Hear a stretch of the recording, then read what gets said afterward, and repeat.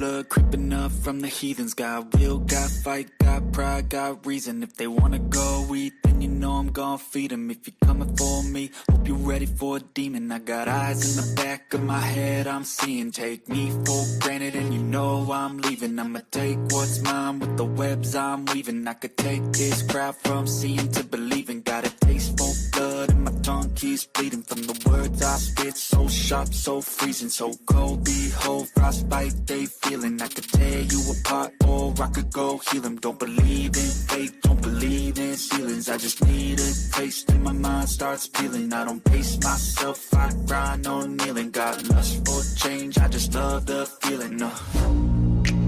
I ain't gonna give up. Got too little time, I'ma live up. Head down, push forward through the tough times. Cause anything worth doing is a tough climb. And I ain't gonna give up. Got too little time, I'ma live up. Head down, push forward through the tough times. Cause anything worth doing is a tough climb. Cause I'ma live life for the fight, yeah, I'm here to get it. I got drive, got sight, always have a vision. I go by at night, I be in my feelings. I'ma be fine, need time, and I'll soon be winning. I live life for the fight, yeah, I'm here to get it. I got drive, got sight, always have a vision. I go by at night, I be in my feelings. I'ma be fine, need time, and I'll soon be winning. I can feel the blood creeping up from the heathens. Got will, got fight, got pride, got reason. If they wanna go eat, then you know I'm gonna feed them. If you're coming for me, hope you're ready for a demon. I can feel the blood creeping up from the heathens. Got will, got fight, got pride, got reason. If they wanna go eat, then you know I'm gonna feed them. If you're coming for me, hope you're ready for a demon.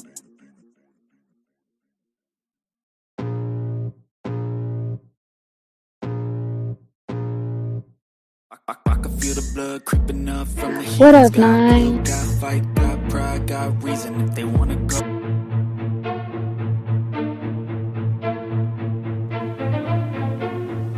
Trapaholics Mixtapes.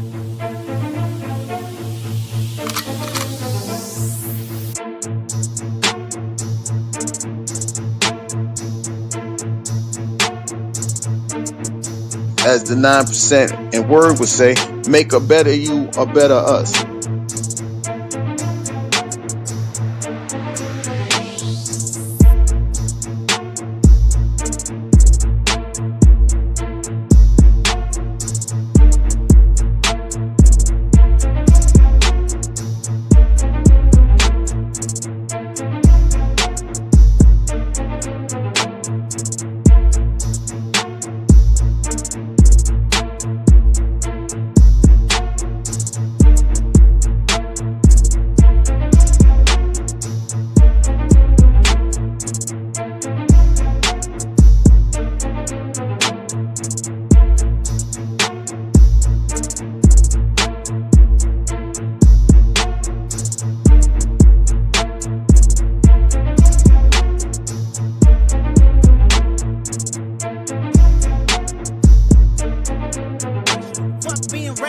Give them what they asked for. Who do you think you are? I'm the Word. Boy, I'm the one who put in the work. When I move, is it a quick rumble? I will never ever fall, never stumble. And I don't need to be humble. Break down walls like Jericho crumble. What up, though? It's the Word. You see the title. We about to get into it. Hey, man, Happy New Year, man. Happy 2026 to everybody. Appreciate people who still rocking out with your boy. I'm hoping this year going to be a great year. But this is something new I want to introduce. And what's the best time to do it to the year? These new episodes, Learning with the Word. And in these episodes, what I'm going to be doing is taking common concepts that most people misconstrue or got a misunderstanding or they just really don't know. And simplify it that way people can actually apply it and use it and benefit their life. Because you know the motto over here is better you or better us. The better we are individually, the better we are collectively. And I believe knowledge should be shared. It shouldn't be withheld, shouldn't be limited to people. And a lot of times people don't know these things because they haven't had access to it. They're not aware that it's more to it than what it is, right? They don't have the time to really indulge into these topics. And so yeah, that's what I'm here for, because I got the time, and that's what I do. So I'm here to spread knowledge, to share knowledge. Knowledge is wealth, and this is my way of sharing wealth with people. So first episode number one, we're gonna talk about the laws of logic. Now, I started off with this topic because, in my opinion, through my observation, through my experience, this is one of the most cliche lines ever used. I'm thinking logical, or that's a logical thought, or anything that exists with logic when people don't even know the basic three rules of logic. And the whole point of me doing this is, if you don't know the basic three rules of logic, it's hard for you to apply a thought system around it and utilize it. It's very hard. If you can't say something is logical or is a logical thought when you don't even know the laws. You have to compare and contrast. You have to be able to look at what you're saying and ask, is it really logical? And most people can't do that, right? Because most people don't know the laws, right? I don't believe it might be taught in high school. I didn't learn it in high school. I learned it in college. So I don't know. It might be, different schools teach different things. So I'm pretty sure maybe like in the suburban upscale learning institution, they teach us stuff like this. But where I came from, the hood, they didn't teach us, three laws of logic. Never had a course on that. Never had a class on that. I learned it when I went to school. When I went to college. So that's why I'm here. I'm here to introduce the three laws of logic. That way people can actually utilize these things and utilize it in a way that's beneficial to them. Not only to them, but the more we know, the more we can pass down or pass around. So we will either pass it down or pass it around. Right? That's how knowledge is supposed to be. Dee Dee, what up, though, sis? Appreciate you. So first, let me share this before we get into three laws of logic. Where did it even come from? Right? Where did the three laws of logic come from? I hope that's not the screen. Share. I think I gotta go back. Yeah. So, three laws of logic. The rules of logic are nearly 2,500 years old and date back to Plato and Aristotle, who set down the three laws of thought, identity, non-contradiction, and exclusion of middle. The use of these languages and logic has been equated for us to develop mathematics, improve theorems, and create scientific knowledge. My bad, y'all. It's little on my screen. Yeah, I already know I'm legally blind, so I can't see as it is. Anyway. So that's where it came from. It originated, like it was applied more to math and science, but then it ventured over to the thought process. But originally it was created to prove mathematics and understand science, really get down to the root of science. So that being said, let's get back to what are the three laws of logic, right? So the first law of logic is this: law of identity. The very first law of logic is the law of identity. And the law of identity states a thing is identical to itself. A equals A. Each concept or objective has a distinct nature and must be treated as itself in a given context. What does that mean? We go give you the formal definition, then we go delineate. We go break it down. So what does that mean? That means a cat is a cat and a dog is a dog. A cat can't be a dog and a dog can't be a cat. The things that are distinctive or that identify a cat makes it a cat. The things that are distinctive and identify a dog make it a dog, right? So this way you don't get things misunderstood, like A equals A. A is identical to A. A will always be A. A can't be B. B can't be A. Everything has its own identity, right? Just like this. We'll delineate a little further into that, right? Like I said, a cat can't be a dog and a dog can't be a cat. So you have the dog. A dog is a dog, right? But then you also have species of dogs. Okay. So a dog is a dog. That's how we identify it. But then you have species. So a Rottweiler can't be a German Shepherd, and German Shepherd can't be a Rottweiler. Even though they're both dogs, when you delineate and break it down even further, they have their own identity. Something instinctively that identifies a German Shepherd as a German Shepherd and a Rottweiler as a Rottweiler. Right? So that's law of identity. Right? Now moving on to the next law. Right? The next law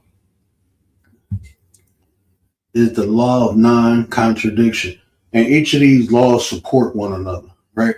So it ain't like crazy random things, right? They each support one another. So law of non-contradiction. A statement and its negation cannot both be true at the same time. Not A and not A. Something cannot be both true and false simultaneously. And if you let me remove the banner. There ain't no link for the show.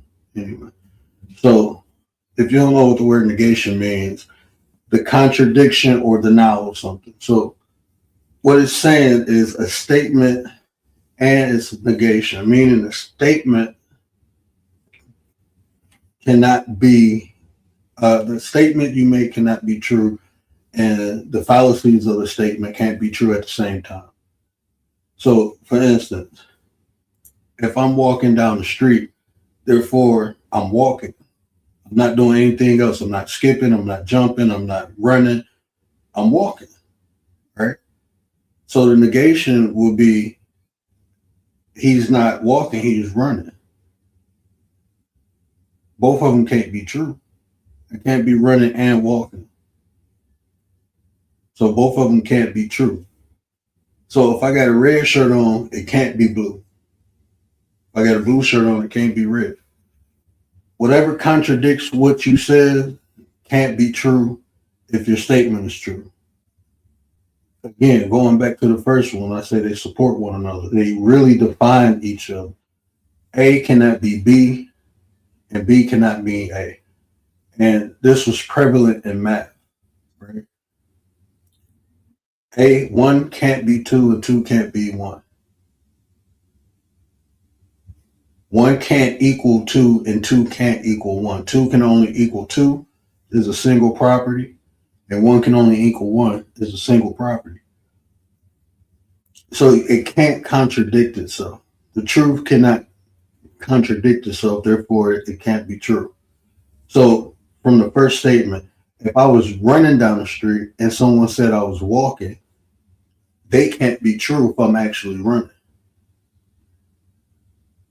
Right? Running and walking is two different things, two different actions. Running is not walking, walking is not running. So the second law, like I said, they work with each other. So the second law really defines the first one. First one deals with property. Second one is more dealing with the context of the statement. Right? So we go to number 3. Law of excluded metal. For any proposition, there is either true or false with no third option, either P or P negative P. A statement is either true or false, no middle ground. So going back to the cat and dog, either a dog is a dog or it's not a dog, right? Either a dog is a dog or it's not a dog. There's no middle ground. Well, it's a hybrid. Well, a hybrid is its own entity, right? Even if it's a hybrid. Just say for some freakish nature, they blended a cat and dog. I'm going to use humans, right? I use humans. All right. So say you have a black parent and then you have a white parent, right? And they have a kid. Now the kid is what we consider mixed, right? The kid is neither black, the kid is neither white. There's no middle ground. The kid is his own identity now.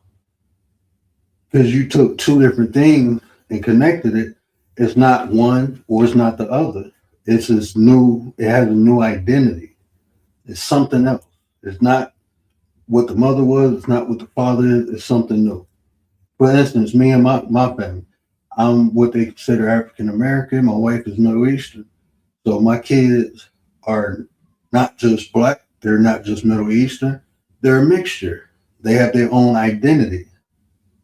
They're not 100% of their father, they're not 100% of their mother. There's no middle ground. They are what they are. They have their own unique identity now. Does that make sense? My bad, I didn't even check the chat.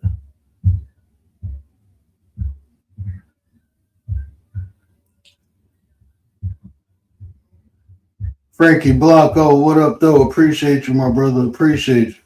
So the law of excluded metal gets to, it's not like we often say this. You know, this is another sign, right? Well, we agreed to disagree, right? What agreeing to disagreeing is basically you leaving it alone, right? You leaving it alone. If this person ain't right, this person ain't right.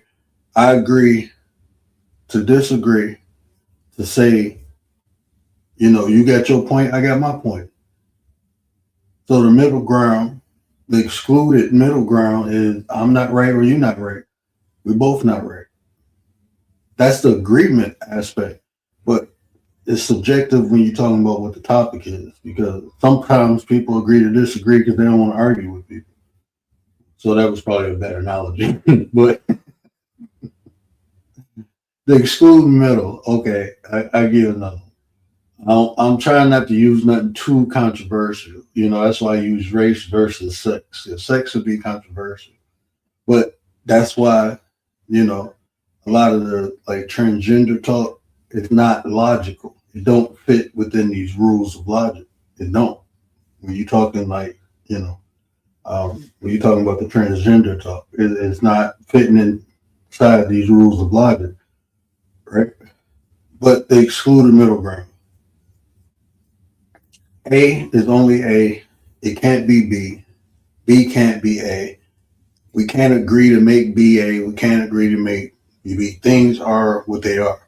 The reason we have these laws is to come to an understanding what is true. And a lot of this, if you really listening to it, a lot of these are observational. You have to observe, right? But this is a way to structure your observation to come to a logical sense where anybody can observe the same thing you did and use this process and come to the same conclusion, right? We all can observe a dog is a dog and it's not a cat. We can observe that. And using these laws, we can come to the conclusion a dog is a dog and it's not a cat. These laws was created very prevalent in mathematics. Like when you got Terrence Howard saying, what did he say? 1 times 1 is 2. These laws were put in place to exclude unrational thinking like that. Because when you know the properties of each thing, when you know the property of one, you know the property of a times table, then you understand why 1 times 1 equals 1. You understand that using these laws.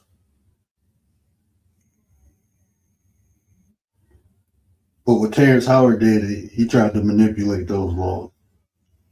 Right. And just for fun, right? For fun. There's only 3 laws of logic originally. There's 3 laws of logic. But logic has principles to it too. They added things after these 3 laws was made. They added different principles that help define each law. They delineated more. And they also added what they consider a 4th law, right? We're going to look at that too. We'll look at, in the 4th law, like I said, they all work with one in tandem. They all work in succession with one another. So the fourth law is law of sufficient reasoning.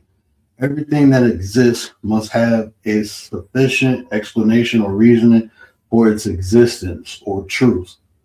Often attributed to Leibniz, there's a reason for things to be as they are. So, with this law states that everything that has an identity can be reasoned.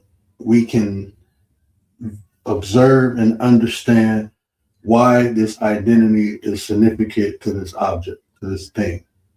You know, we can reason like a dog, right? Say if we didn't know the name of a dog, but we see multiple dogs, and then we see cats. We didn't know the physical names. We can observe the attributes, the behavior, and understand these are two different things. They have their own distinct identity. Even if you get into the types of dogs, okay, it might be a dog, but the German Shepherd has different attributes, has different behavior patterns than a Rottweiler does. So that's how we can identify or separate what a Rottweiler is and what a German Shepherd is. What a cat is, what a dog is, what a male is, what a female is. We can identify those properties because we have a sufficient explanation or reason. So that's the fourth law for shits and giggles. So what was the purpose of this episode again? Purpose of this episode was just to give general knowledge and delineate, break it down, simplify it so people can actually utilize it. Right? After listening to this, I hope that you can apply these things, when it comes time to have rational, logical thought. These are great structures. It's a great structure to use to observe things, even people, and it helps identify. It can help identify, those three core things I tell you need to know: why, what, and why, how, and what. Give you a better, like I said, the structure. Give you something to apply to break things down. Right? Is this a logical thought I'm having? Why am I thinking this? You can use this process and come to a logical conclusion why you're thinking this. Like even emotional intelligence. A lot of times, like when I tell you to identify why you feel the way you feel, you can use the laws of logic to exclude the emotional factor. This takes away the emotions from things when you observe them because you have the structure to do so. Most people only feel things. It's not really thought. It's not a real thought process. It's an emotion. It's how you feel about it, and that feeling creates a thought. So this is a way you can eliminate being emotional, to being emotional in a situation. Is to think things through logically. All right, but you need to know the laws, the structure to even produce a logical thought. So the realest one is in the what it do, my brother. Appreciate you. My brother Gary Busted Down Brown. What up, 9? My 33 brother. Hey, I'm about to do an after show. I know y'all probably missed much of this, but you can always replay it. And in the after show, I'm gonna be talking about this anyway. It's actually 3 laws, but it's 4 laws. Let me add the link to the after show on here. And then that way we can go over there and talk about it because I'm gonna end this one. I want to clip it, and I don't want to do too much editing. I'm being lazy with the editing aspect. What time is it?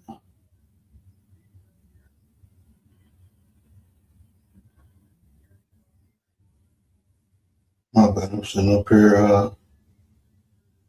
Thought I had put it in, but I didn't. But yeah. So we'll go ahead over there. Yeah, I don't want to. I got to download this to edit it, to clip it.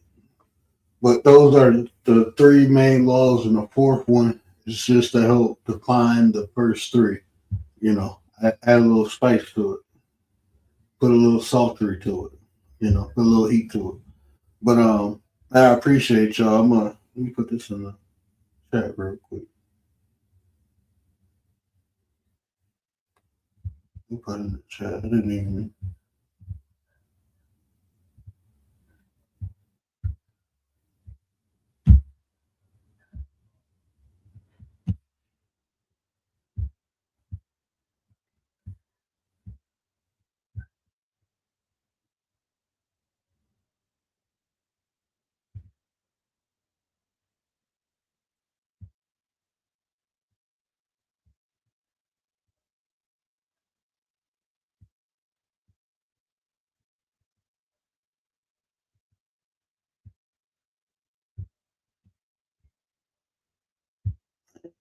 Put this in there, and then we're gonna pop over there.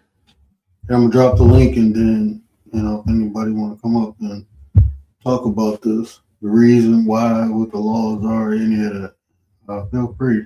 I think I messed that up. I think I put it in there clip. Yeah, I did.